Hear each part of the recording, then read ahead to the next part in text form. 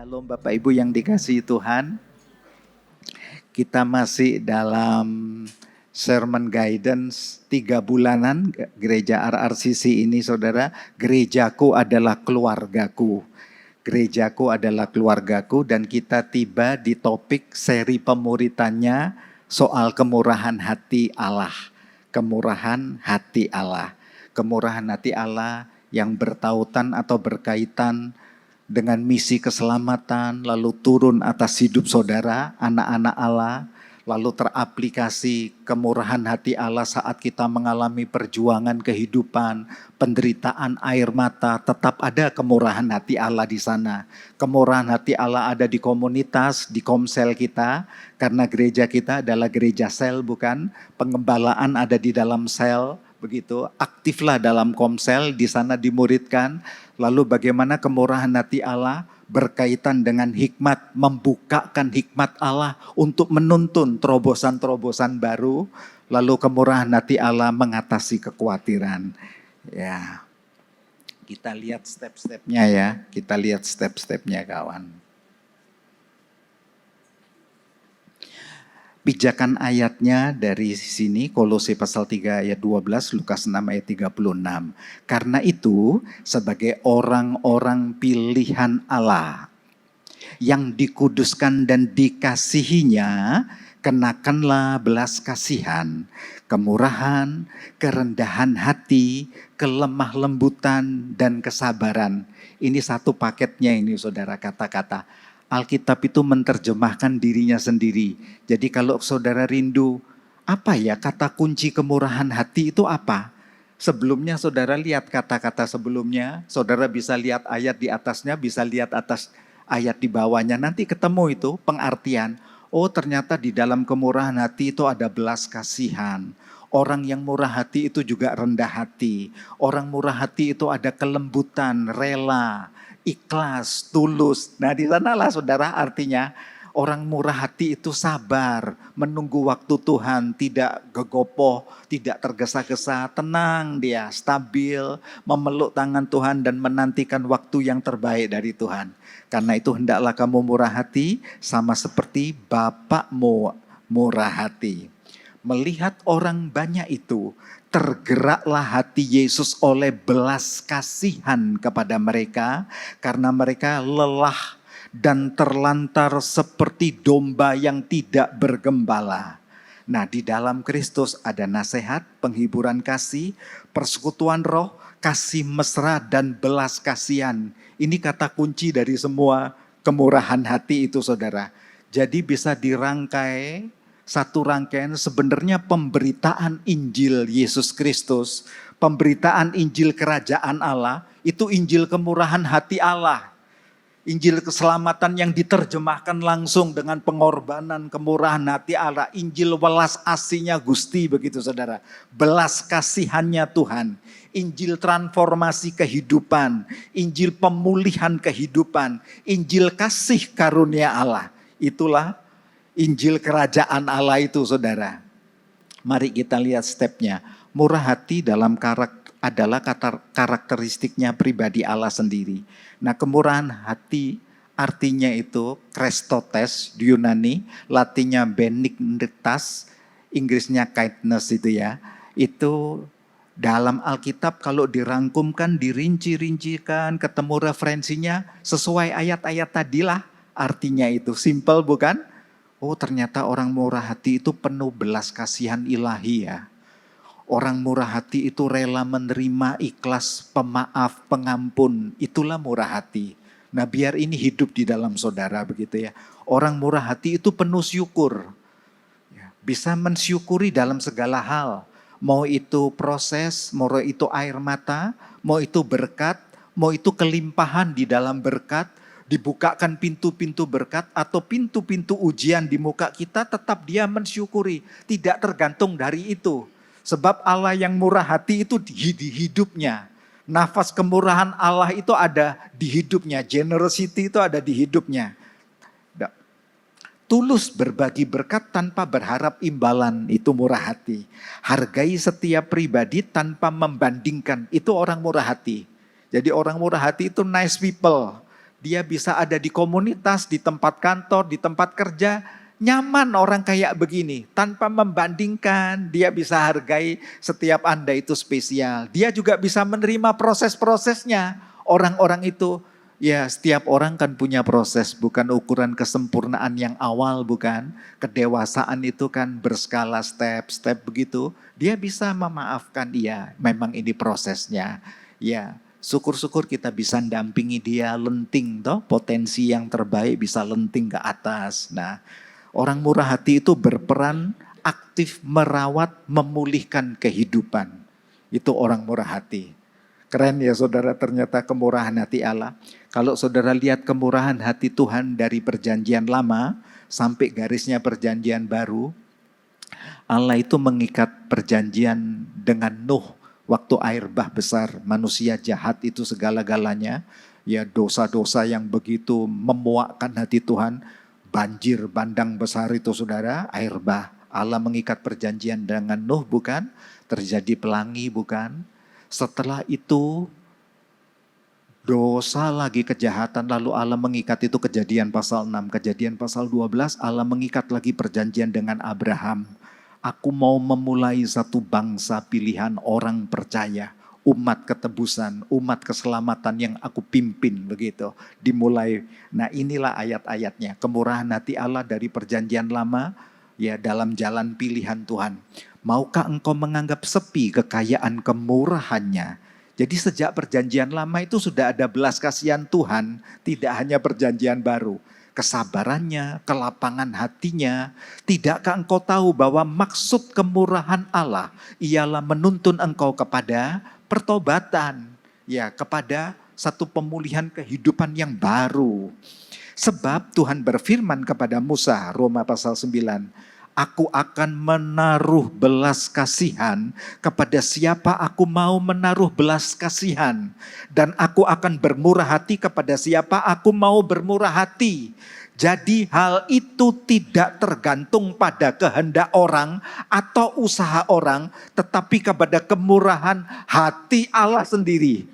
Wah keren. Jadi betul-betul Allah yang murah hati ini tidak dipengaruhi oleh orang, apa kata orang, begitu betul-betul dari dirinya. Ini pilihanku. Ya. Mau Allah angkat itu orang latar belakangnya compang-camping, rusak begitu, hancur lebur dipulihkan, itu hak prerogatifnya Tuhan begitu, kedaulatannya Allah. Nah kalau murah hati sekarang kita terapkan, masuk terapan ke kita. Tuhan latar belakangku rusak dan buruk, adakah Allah bermurah hati atas hidupku? Ya, seperti lagu yang dinyanyikan tadi itu ya. Baik Majesty maupun Messiah tadi. Ya, Messiah itu ciptaannya Ricardo itu tadi. Dia sendiri yang nyanyikan tadi itu saudara ya. Itu sebagaimana saya tanya sama Ricardo. Ricardo kamu ciptakan itu gimana ceritanya? Ya sebagaimana saya ada Pak, bukan orang sempurna. Sebagaimana aku ada, aku ini diterima Tuhan. Aku disayangi Tuhan. Setiap pribadi itu berharga. Dan Allah Papa kita kepada kemuliaannya. Nah itulah lagu yang dinyanyikan tadi. Karena itu sebagaimana orang-orang pilihan Allah yang dikuduskan. Aku dikuduskan, aku dikasihi Tuhan. Setelah saudara menjadi manusia baru, kenakanlah belas kasihan Tuhan itu. Kenakanlah kemurahan, kerendahan hati, kelembutan dan kesabaran ilahi itu dalam hidup saudara. Jadi ada transfer spirit ilahi di dalam hidupmu, ada Roh Kristus. Dan oleh sebab kamu telah tahan uji, nah ini praktek dari kehidupan baru diangkat spirit ilahi di hidupmu, Roh Kristus, roh kemurahan Allah itu di hidup saudara. Saudara mengalami pengujian-pengujian tapi indah dalam pelayanan kasih ini. Mereka memuliakan Allah karena ketaatan kamu sebagai manusia baru. Dalam pengakuan akan Injil Kristus dan karena kemurahan hatimu. Saudara perubahan hidup itu akan disertai dengan perjalanan pelayanan kasih saudara. Tidak tunggu saudara sukses dan kaya. Orang murah hati bersahaja tetap punya hati yang murah, bisa berbagi hidup, berbagi tangan, begitu untuk bekerja, berbagi waktu, berbagi nasihat, berbagi doa. Banyak hal yang kita bisa bagi. Gitu saudara, itu keindahan. Berbagi sepiring pun bisa. begitu. Karena itu sampai dikatakan saat engkau berbagi kepada orang yang sederhana tapi dia muridku, sekalipun secangkir air gelas saja air putih, engkau punya pahala di hadapan Tuhan. Sederhana sebenarnya saudara. Karena kemurahan hatimu dalam membagikan segala sesuatu dengan mereka dan dengan semua orang. Itu di suratan Korintus. Mari kita lihat contoh-contoh kemurahan hati di perjanjian lama maupun perjanjian baru. Ada orang-orang sederhana, ada keluarga yang cukup mampu, ya, sampai ada pejabat pemerintah. Janda Sarfat ini orang sederhana bukan? Sarfat dengan Nabi Elia itu 1 Raja-Raja pasal 17.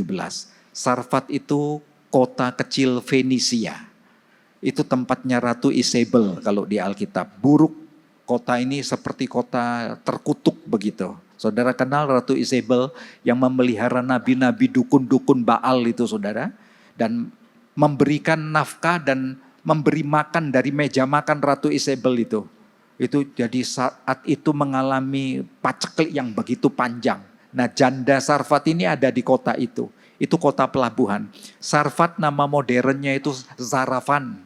Kalau saudara cari Sarfat di peta enggak ketemu. Cari Sarafan ketemu. Libanon nama sekarangnya. Nah gitu saudara.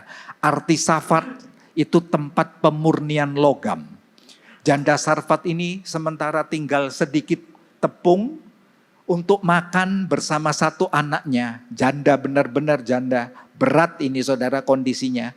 Dia berkata kepada Nabi Elia, selesai aku buat ini roti, gandum ini untuk aku dan anakku. Besok aku akan mati, sudah tidak ada lagi. Elia berkata, aku lapar, buatlah roti bagiku. Ya, dia hanya beri sepotong roti untuk Nabi. Tapi terjadi mujizat yang begitu hebat. Karena hati yang kuncinya begitu ya. Yang kedua, keluarga di Sunem. Sunem dan Nabi Elia. Sunem itu desa kecil dekat lembah Yisrael. Sunem nama modernnya Solem atau Sulam. Saudara ingat gadis Sulamit? Nah itu dia. Itu memang dari Sunem. Daud pernah hari tuanya dicari seorang perawat yang bisa merawat dia di masa-masa usia senjanya, itu gadis Sunem yang dipilih. Arti Sunem itu tempat kedamaian. Nah, ini ada keluarga di Sunem yang berkecukupan, tahu ada Nabi Elisa yang membutuhkan perjalanan yang panjang, dimintanya untuk singgah, diberinya makan dari meja makannya, diberi tumpangan sampai dibangunkan kamar. Itu cara berkorbannya. Ini jenis-jenis korban kemurahan hati itu ternyata kaya ya. Ya jadi bisa sepotong roti, bisa memberi tumpangan begitu ya. Bisa memberi jamuan makan. Kalau ini pemuka agama, orang-orang Sanhedrin, pemuka agama Yahudi, Yusuf Arimatea dengan Nikodemus, dua ini pemuka agama yang terkenal. Menghadap Pilatus waktu Yesus selesai kematian sementara masih tergantung di atas kayu salib. Karena adat Yahudi nggak boleh menterlantarkan jenazah orang Yahudi, itu tidak boleh adatnya. Harus tetap dibalsemi, dirempah-rempahi baru dimakamkan saudara. Karena itu dua ini memberanikan diri. Masuk ketemu gubernur Yudea, masuk di kantornya dan berkata, Pontius Pilatus gubernur Yudea, izinkan kami memohon menurunkan mayat Yesus dari tiang Golgota bukit tengkorak itu. Sebab sesuai tradisi kami harus merempah-rempahinya. Mereka membawa minyak mur dan gaharu. 50 kati Nikodemus menyumbangkan itu. 50 kati untuk jenazah loh saudara. Kalau untuk resepsi orang menyumbang besar itu biasa. Tapi untuk jenazah nyaris tak terdengar orang menyumbang besar. 50 kati itu kalau diliterkan 39 liter. Saudara tahu 1 liter minyak gaharu atau mur itu balsam untuk para raja-raja dari sejak zaman Mesir. Itu kalau yang murni sejati dari pohon gaharu yang 1 ton diperas begitu rupa hanya jadi 1 liter. Saudara bisa cek Indonesia juga menjual minyak gaharu murni. Beberapa tingkatannya. Shopee pun berani menjual saudara minyak gaharu murni. Tingkatannya dari 80 juta 1 liter bisa sampai beberapa ratus juta 1 liter. Dia bawa 39 liter, saudara kalikan sendiri sudah. Keren bukan? Itu Nikodemus. Sementara Yusuf Arimatea menyumbangkan kuburnya yang dari bukit batu, yang lobang tanpa daun pintu, ya, yang ditutupnya dengan batu besar yang digolekkan begitu ya saudara, digelindingkan. Itu kubur yang baru. Yusuf Arimatea menyumbangkan itu bagi Yesus. Jadi cara menyumbangkan itu dari apa yang kita punya bisa, begitu ya. Dari meja makan bisa, dari roti gandum bisa. Di zaman Yesus, para perempuan ini orang-orang murah hati, contoh-contoh. Para perempuan melayani rombongan Yesus ada di Lukas pasal 8. Yesus bersama murid-muridnya kan jalan keliling kota ke kota, desa ke desa, begitu ya. Untuk beritakan Injil Kerajaan Allah, Injil kemurahan hati, Injil belas kasihan Tuhan, Injil keselamatan itu. Para perempuan. Jangan sepelekan perempuan, ya dan murid-muridnya, mereka melayani Yesus dan murid-muridnya itu dengan kekayaan mereka. Di dalamnya itu, saudara bisa baca Lukas pasal 8 ayat 1-3. Ada Maria Magdalena, ada Yohana istri Kusa, bendaharanya Herodes. Bendahara Raja Herodes punya istri namanya Kusa, bisa ikut serta itu melayani rombongan Yesus itu, saudara, dengan kekayaannya. Keren, saudara. Susana dan banyak perempuan lainnya yang disembuhkan dari berbagai penyakit dan roh-roh jahat. Itu melayani Yesus dan rombongannya. Jadi terlalu banyak bisa kita melayani. Jemaat Makedonia itu wilayah Eropa, yang dirintis oleh Rasul Paulus nyebrang dari Asia ke Eropa. Di 2 Korintus pasal 8 diceritakan, ternyata Makedonia itu bukan hanya satu jemaat. Ada jemaat Filipi, jemaat Berea, jemaat Tesalonika. Nama Filipi sekarang kalau saudara lihat di peta di Google Map, Filipoi. Pakai tempo lalu Filipi, itu wilayah Yunani saudara. Berea pakai nama Feria, Tesalonika kalau saudara lihat pakai nama sekarang Tesaloniki. Di seputaran Yunani itu saudara. Jemaat dalam pelbagai penderitaannya, jemaat Makedonia ini, Filipi, Berea, Tesalonika ini, miskin, sederhana, namun penuh sukacita dan kemurahan hati, kaya dalam iman, kasih, dan kesungguhan hati. Dan apa yang mereka bisa sumbang, mereka sumbang untuk dana sampai ke Yerusalem, ke induk, untuk penyebaran misi Injil, membiayai Rasul Paulus dan kawan-kawan. Sungguh keren. Jemaat sederhana. Jadi terlalu kaya. Kemurahan hati itu ternyata berjalan bersama kemana kita ada. Sekarang kita lihat kemurahan hati dan suffering mengenai penderitaan. Kita padukan. Tengoklah kemurahan hati dengan penderitaan. Kalau kita tahu penderitaan, konsep penderitaan antara umum dan konsep penderitaan, ujian-ujian kehidupan orang Kristen. Konsep penderitaan umum itu kan negatif. Waduh apalagi ini, sakit semua Tuhan. Ada ujian ekonomi, ujian kesehatan begitu, keluarga, aduh terlalu berat ini Tuhan, apa-apaan. Hidup dalam kekhawatiran kan gitu, jiwa rasa salah, pesimis hari depan, ya bisa marah, tegang saraf pan gitu. Ya, sesak napas, keuangan buruk sampai menghukum diri, itu konsep dari umum. Tapi konsep penderitaan, ujian-ujian yang di tangan anugerah dan orang yang murah hati dalam belas kasihan Tuhan, saudara bisa melihat itu sebagai rangkaian ujian untuk kedewasaan iman, karakter, kualitas relasi kita, begitu, hubungan kinerja kita, integritas kepribadian, iya ya, indah ya melalui ujian-ujian ini. Jadi tidak buruk, begitu saudara. Tetap untuk orang yang murah hati itu bisa bersyukur kualitasnya, bisa submit, bisa ikhlas, ya, bisa punya keteguhan, ketangguhan untuk mengarungi kehidupan. Allahku lebih besar. Kalau tempo lalu sorga dan yang begitu buruk di hidupku aja diberikan Tuhan. Yesus diberikan, ya. Darahnya dicurahkan untuk aku yang compang-camping. Masa kan Tuhan tidak bukakan jalan hal-hal finance, materi-materi kecukupan. Nah, ke sana saudara bisa melihat itu ya. Itu indahnya kemurahan hati. Dan sekarang kita kaitkan kemurahan hati dan komunitas. Nah, Bagaimana kemurahan hati itu dihidupi di komunitas komsel. Menciptakan harmonius, victorious, dan glorious. Harmoni yang serasi, saling memaafkan. Itu orang yang murah hati yang nyaman. Jadi berdoalah sementara dengar firman, Tuhan, limpahlah kemurahan hati Tuhan di hidupku. Aku bisa mensyukuri prosesnya, bisa memaafkan, bisa duduk bareng, bisa berbagi, bisa kita saling menghiburkan, menasehati, mendoakan. Ya seperti itu komunitas. Membangun keharmonisan komunitas mesianik, misi holistik. Itu sama dengan membangun tiang-tiang penopang gereja, saudara. Dan kesaksian misi gereja yang kokoh untuk keluar dan masa depan generasi. Jadi ada bagian yang ke dalam, ada bagian keluar. Contoh bagian yang keluar, yang pergerakan misi hari ini, Pastor Eko dan istri, Aji dan istri, lalu Bu Esther istri saya ikut serta berangkat ke negara. Pagi tadi mereka berangkat, dini hari sudah siap-siap gitu ya, terus mereka untuk berbagi diakonia kepada jiwa-jiwa yang permisi dalam keadaan yang tertolak, yang terbuang karena percaya Injil begitu. Kan harus dihidupi mereka. Nah itulah RRCC loh, bergerak kasnya itu ke sana saudara. Sudah disalurkan beratus juta sudah.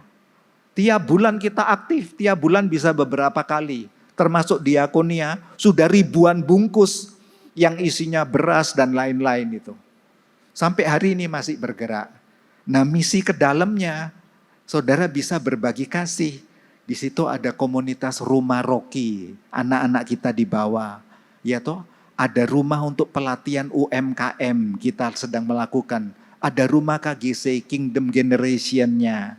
Ada rumah untuk pemuritan komsel-komselnya. Ada rumah pujian doa, ada rumah berbagi. Saudara bisa ikut ambil bagian di dalamnya, begitu.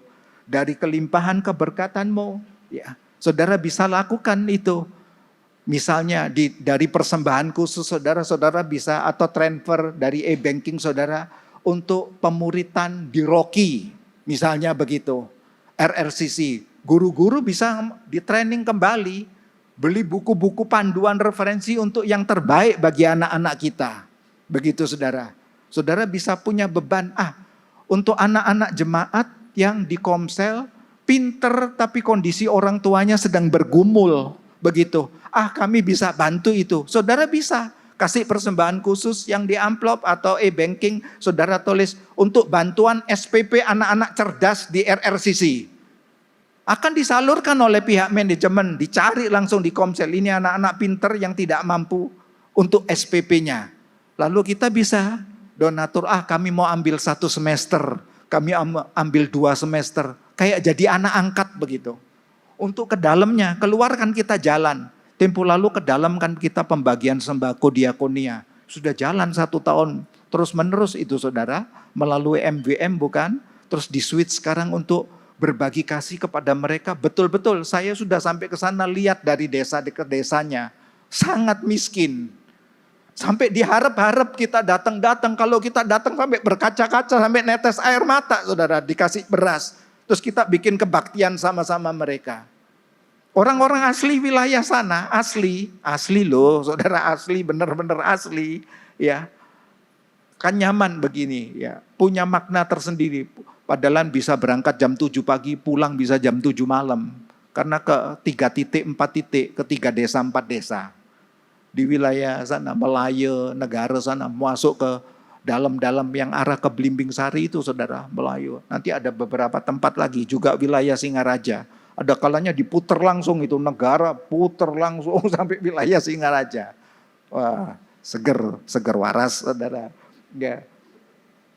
Lakukan itu. Saudara juga bisa punya beban gini, iya ya. Untuk maintenance perawatan rumah Tuhan. Bisa kasih persembahan khusus untuk maintenance perawatan untuk sound musik gereja. Untuk alat-alat musik gereja bisa. Jadi sebenarnya tidak kurang cara untuk kita bisa berbagi. Untuk ditata perawatan sound system, media di atas, LED. Ya, untuk kita rawat bersama. Demi untuk generasi. Begitu kita kuat, nanti yang masih bagus, kita kan sudah salurkan ke bawah itu saudara. Ke basement, TV-TV-nya satu-satu. Nanti kalau jadi gereja untuk youth ke depan kan butuh sound system. Sound system beberapa bisa dilepas turun ke bawah. Gereja anak butuh sound system nantinya. Begitu. Lalu perawatan pilar-pilar yang sudah berkarat. Begitu. Untuk maintenance rumah Tuhan. Saudara bisa lakukan itu. Terlalu banyak kita bisa lakukan. Ya, jadi RRCC ini kan komunitas mesianik yang holistik. Disinilah rumah pastoral. Jemaat umum dimasukkan ke sel. Jadi bukan gereja modern dengan program komsel, bukan. Tapi gereja kita memang gereja sel. Jemaat umum dimasukkan dalam komunitas sel, digembalakan intensif. Gembala GKM, G-sektor akan mengalami training-training yang berkala. Dibekali berkala begitu saudara. Dalam seminar-seminar untuk meningkatkan. Ini kan butuh operasional, dana operasional. Ya, butuh buku-buku referensi buat mereka. Itu sistemnya kita saudara. Kedepannya itu mau semakin berkualitas untuk GKM sampai G-sektor. Begitu. Mau diperbanyak. Ini sedang pemuritan dari pastor community Pak Yusua Andi dan kawan-kawan. Termasuk untuk training puji-pujian dan doa. Begitu dimantepi sampai kita nanti bisa ke dapur rekaman kan gitu saudara. Doakan ya step by step. Sedang digarap terus ini. Kawan-kawan sedang bergerak terus. Nah, gereja kita disitulah rumah pastoral. Lalu rumah pemuritan, firman dan karakter. Rumah pujian dan doa. Ya, rumah pemulihan dan konseling. Gak usah segan untuk konseling. Konseling itu cerita kehidupan. Ya, dan privasi warnanya. Untuk pemulihan, rumah pelatihan. Bahkan diam-diam kita punya mimpi kepingin punya rumah retreat. Ke depan itu kepingin punya orang nanti bisa rame-rame satu komunitas, 2 KM berangkat retreat di sana. Itu punyanya RRCC, kan keren saudara. Sudah punya mimpi itu. Pak Chandra mimpi itu kepingin punya rumah kayak untuk orang tua usia lanjut tapi di manage dengan baik begitu. Di dalamnya ada skill keterampilan, ada olahraga sehat dan seterusnya begitu. Nutrisi gizi yang memadai, sudah punya mimpi ke sana. Itu kan butuh dana, sedang dierami untuk prospek ke depan. Nah, jadi tetap tua dan berguna. Kan begitu saudara Jaila. Sekalipun tua tetap berguna. Jadi yang tua-tua tidak kehilangan fungsi saudara. Mari, itu terinspirasi waktu ke Korea Selatan studi banding. Itu rumah sakit untuk panti jomponya bagus, bersih. Suster-suster, para bapak-bapak dan suster-suster yang melayani bagus. Pas ulang tahun mereka anak-anak sudah meninggal dan lain-lain. Dilayani oleh tim, ada komunitasnya. Juga setengah bayar, bawa gitar kamar ke kamar, kasih pujian ulang tahun. Apa enggak seneng? Kayak punya saudara baru di sana, kayak keluarga besar.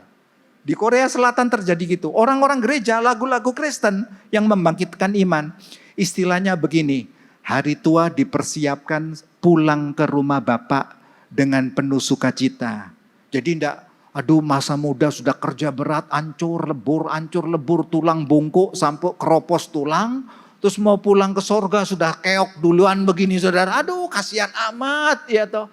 Ya terus ditinggalkan anak-anak padahal tempo lalu nikahkan anak-anak, korban semuanya. Setelah tua peot begini, anak-anak jarang ingat begitu. Terus kan kasihan pulang dalam keadaan sekarat gini. Kita nggak mau. Saya share sama Pak Chandra, Pak, kalau besok ada pelayanan untuk usia senja, hatiku juga mau di sana. Menghibur untuk mereka pulang ke sorga dengan tersenyum. Wah keren dah. Ya, ayo podo-podo tua kita punya komunitas orang tua untuk pulang ke sorga dengan tersenyum. Mengakhiri pertandingan di dalam iman sampai langkah akhir. Nggak kepingin saudara yang begitu. Jadi jauhkan itu filsafat. Wah kerja keras 40 produktif 55. Bahaya loh Nep, sudah mulai berkurang kekuatan. 60 Nep, tulang bongkok Nep. Lutut sudah mulai masuk kopling 1, kopling 2 Nep. Osteoporosis, klak kluk. Serba salah Nep. Gerak gini ke seleo, gerak sana ke seleo. 65, wah lebih bongkok lagi Nep. Bawa tongkat. 70 ngelihat peti, 71 terjun ke peti Nep. Wah, itu falsafah jangan begitu dah. Ya, ngelihat sorga saudara, ngelihat sorga ya. Jadikan rumah kasih karunia. Dan di rumah pelatihan UMKM itu nanti mau diperluas untuk ditemukan spiritual gift yang terbaik begitu, ditemukan ini potensi yang terbaik dari kawan kita ini. Bisa administrator, bisa dia seorang konseptor, komunikator, kreator digital, kan butuh sarana-sarana. Aku kepingin nyumbang dana untuk komputernya anak-anak, diadakan pelatihan untuk komputer. Jadi supaya regenerasi dari multimedia itu jalan terus.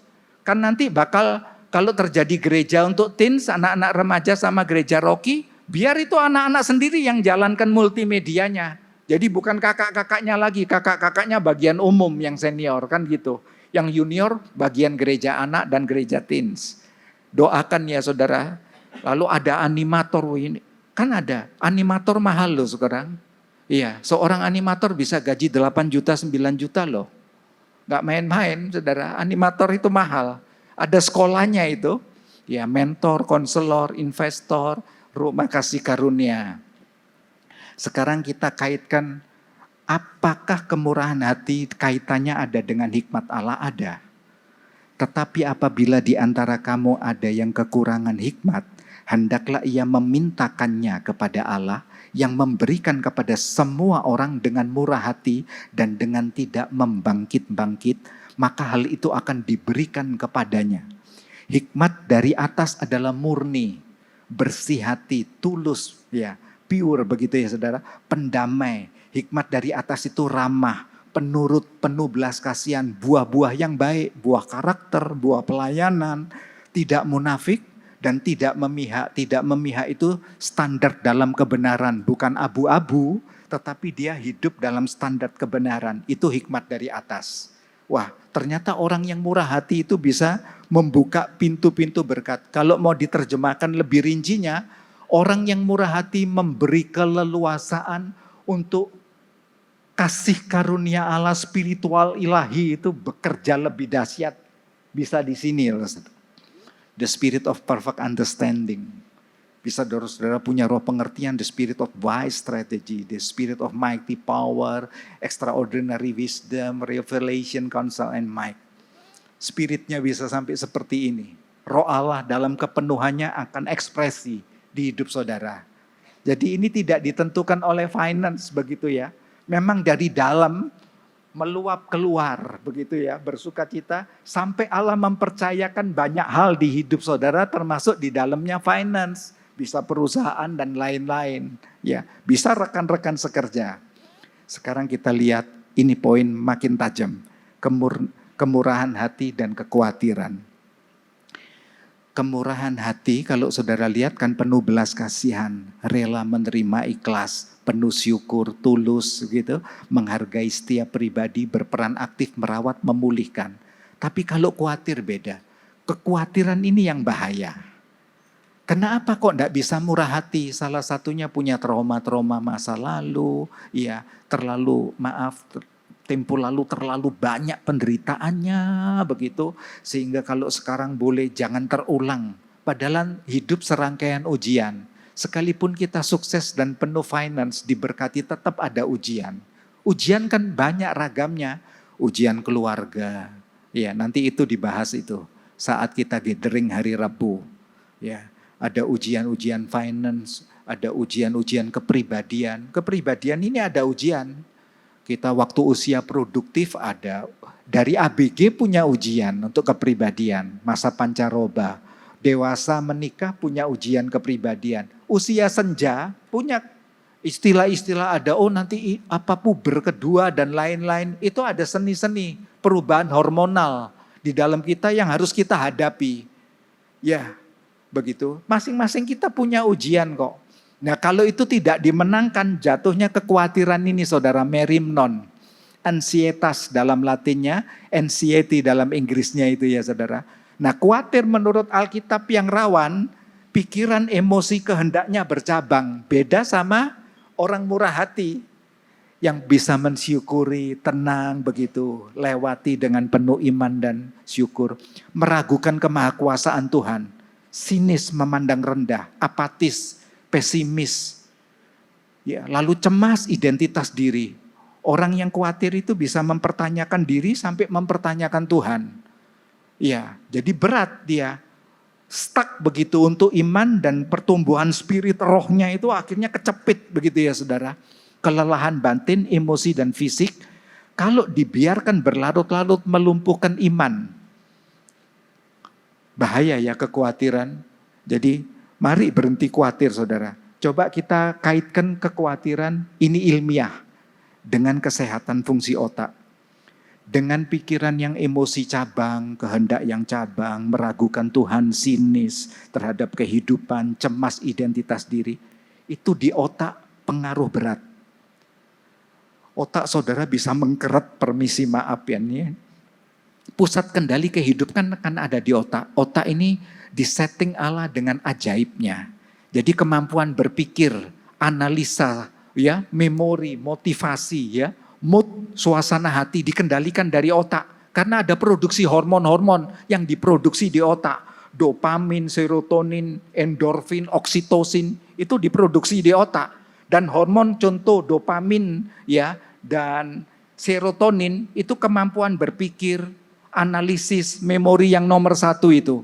Motivasi, mood, suasana hati, emosi, kesadaran diri, perencanaan, strategi, wise strategi itu ya. Visualisasi, hubungan sosial, itu hormon ini. Waktu kita murah hati hormon ini kerja bagus. Tapi waktu khawatir dia mengkeret saudara, nggak produksi. Atau terhambat produksi. Lalu murung. Moodnya gampang naik, gampang turun. Sesuai harga saham. Saham naik, turun. Ya gitu. Kan gak nyaman saudara. Ya kayak euforia begitu. Ya janganlah yang begitu. Ya itu kan bedanya kalau soal saham itu kan smart untuk menata manajemen finance kita dengan bijak ya. Tetapi untuk hati, ya itu spiritnya harus kemurahan hati begitu. Roh Allah yang di dalam untuk kendalikan. Jadi bukan hati kita dikendalikan oleh saham tentunya. Nanti rusak kita, gak karuan bentuk kita ini saudara. Sedang endorfin dan oksitosin itu yang kedua. Ngatur sistem kerja otot, organ tubuh, kerja tulang, imun tubuh, pernafasan, olah nafas, peredaran darah, sistem pencernaan, reproduksi. Orang khawatir kan sampai bisa nyeri, disesak napas sampai ke ulu hati. Ya, aku kok sesek ya, kok emahku sakit ya, ya. Karena hormon-hormon ini tidak bekerja dengan baik. Begitu, saudara, error. Ya. Apakah ini ilmiah Pak? Ilmiah. Saya mendapat satu referensi dari dokter bedah, salah satunya ini, ya, dokter bedah khusus untuk tiroid dan bedah syaraf otak, Charles Horace Mayo itu, pendirinya Mayo Clinics itu yang terkenal itu. Dia bilang begini, kekhawatiranmu ya, kalau itu dibiarkan berlarut, dia akan mencengkeram, mempengaruhi sirkulasi darah Anda. Jantungmu, kamu sesak napas, sakit kepala karena peredaran darah tidak lancar, tegang saraf-saraf di lehermu. Ya, ketegangan di otot-ototmu sampai nyeri tulang persendian, lalu penumpukan asam lambung. Jadi penumpukan asam lambung itu ada karena psikis juga bisa begitu. Bukan hanya faktor makanan, tapi karena kejiwaan yang tercengkeram dengan khawatir siang dan malam itu bisa tukak lambung saudara, sakit. Nah, mari dimenangkan itu ya saudara, dimenangkan. Sebaliknya kalau kemurahan hati untuk kesehatan fungsi otak keren, produksilah itu 4 hormon dopamin, serotonin, endorfin sama oksitosin itu saudara, untuk ngatur persendian dengan bijak begitu ya saudara. Saya mau akhiri dengan satu kesaksian sambil jalan ya. Rekan-rekan yang pemimpin pujian, musik bisa ikut. Lee Kasing.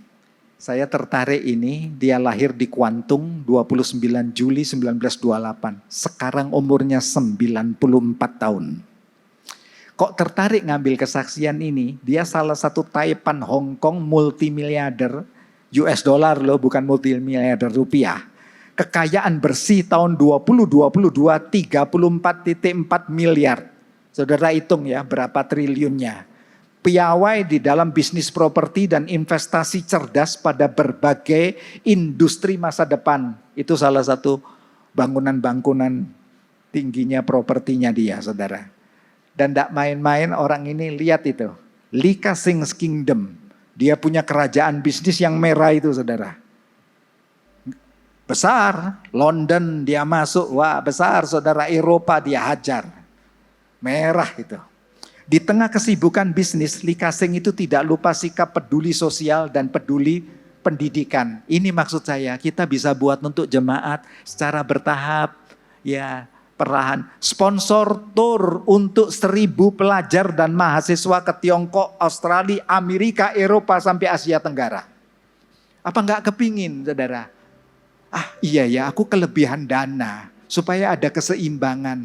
Enggak ngefek kok. Artinya ada berkat yang bisa saya olah untuk operasional rumah tangga. Ada berkat untuk finance bisnis. Ya, tapi ada berkat sampai ke investasinya begitu ya. Untuk prospek 2-3 tahun mendatang. Tapi ada berkat benih yang memang Tuhan beri untuk ditabur. Nah yang itu saudara bisa tabur. Ini untuk SPP anak-anak jemaat yang tidak mampu. Saudara kasih di persembahan khusus, tidak apa-apa. Tulis untuk SPP anak-anak disalurkan di Komsel yang tidak mampu. Nanti pihak manajemen akan koordinasi. Pastor community akan kumpulkan GKM mana anak-anakmu yang cerdas-cerdas yang tidak mampu sekolah. Iya. Lalu kami akan mengabari Anda. Dari pihak manajemen akan kabari, Pak, donatur Bapak yang misalnya 5 juta, 10 juta atau 15 juta. Ini adik-adik yang kita sponsori, di bawah payung GKM ini, G-sektor yang mengawasi ini. Loh kan keren saudara. Jadi tidak fiktif hilang. Saudara akan di chatting itu. Ya. Dan bisa lewat GKM-nya akan memantau jelas begitu. G-sektor juga akan mendampingi Anda. Jadi tidak raib dana itu. Akan dibuat pelaporannya. Kan keren saudara. Doakan ya. Kok punya mimpi yang begini bisa terjadi. Kamu bisa ya. Dia menyumbangkan 3 miliar US dollar loh saudara untuk berbagai kegiatan pendidikan dan sosial. Lee Ka-shing bilang gini, orang yang hidup untuk dirinya sendiri adalah orang yang gagal memahami arti hidup. Sekalipun ia kaya, berkedudukan dan berkuasa. Jadi tidak keliru. Kaya, punya kedudukan, berkuasa, seperti perempuan-perempuan yang melayani Yesus dan rombongan, seperti Nikodemus begitu ya. Ya, enggak keliru. Yusuf Arimatea, enggak ada yang keliru dengan kekayaan. Yusuf termasuk di perjanjian lama. Tapi saudara tempatkan gini, aku hidup dengan misi ilahi. Wah, kan keren. Aku hidup ada misi perusahaan yang dipercayakan di hidupku. Ada misi keluargaku yang harus aku hidupi untuk prospek. Tapi kita kan bukan Tuhan ya. Aku kepingin ya 100 tahun lihat cucuku begitu. Kan kejauhan saudara. Cucu kepingin, lah umur berapa kita begitu ya. Kan kejauhan. Jadi mari kita ini kan punya ukuran. Tuhan kalau aku 80 tahun bonus. 90 tahun lebih kayak Lee Ka-shing. Wah bonus ya. Double bonus. Terima kasih Tuhan. Minimal aku lihat anakku, cucuku sudah menikah. Tak, ya toh, kan berbatas. Lebih dari itu kita bukan Tuhan, bukan? Ya, mereka juga punya perjuangan untuk investasi ke depan, bukan begitu ya? Mari nikmati itu. Selebihnya itu, iya ya aku bisa manage untuk taburan-taburan. Lakukan itu. Mari kita baca ini yang terakhir bersama-sama. Salam kemurahan Tuhan. 3, 4. Jadilah kuat, topang yang lemah. Jadilah perkasa, kuatkan yang lelah. Jadilah besar, angkat yang hina. Jadilah kokoh, pulihkan yang terkulai.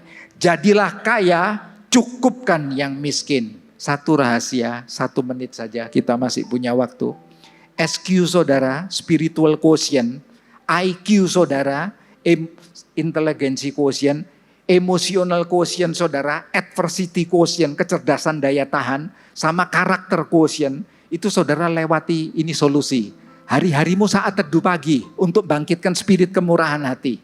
Saat teduh pagi dengar musik, baca firman. Dengar musik, itu nanti lentur saraf saudara. Praktek, saya paling suka saudara bangun mau 3:30, mau jam 4 pagi saat teduh nyaman. Itu masih fresh, seger. Itu yang pertama. Yang kedua, latihan olahraga kan baik bukan? Ya sekalipun sedikit gunanya dalam tanda petik kata Rasul Paulus ya. Tapi kan ada fungsinya. Maksudnya kita tidak terpikat begitu loh ke dalamnya. Lalu gandrung. latihan olahraga sampai lupa kebaktian, lupa komsel misalnya begitu saudara. Ya, artinya bijak-bijaklah memanage itu. Olahraga tetap dibutuhkan, olah nafas, atur waktu istirahat dengan baik. Sabat bagi tubuhmu, perlu sabat. Pola makan diatur, pola makan sehat, tambah vitamin secukupnya. Ya toh? Usia 50 tahun ke atas sudah membutuhkan tambahan vitamin D, kalsium untuk tulang, butuh. Tapi secukupnya, tetap segala sesuatu yang over itu tidak baik. Secukupnya lalu proses, hari demi hari saudara proses. Jangan mau minum vitamin biar kuat 1 minggu. Wah, blab, doping, wah malah rusak saudara. Malah keracunan, tidak dianjurkan, tanya dokter manapun sudah. Kita juga pernah sharing sama dokter-dokter spesialis toh. Memang intinya gitu. Jadi hari per hari dilewati.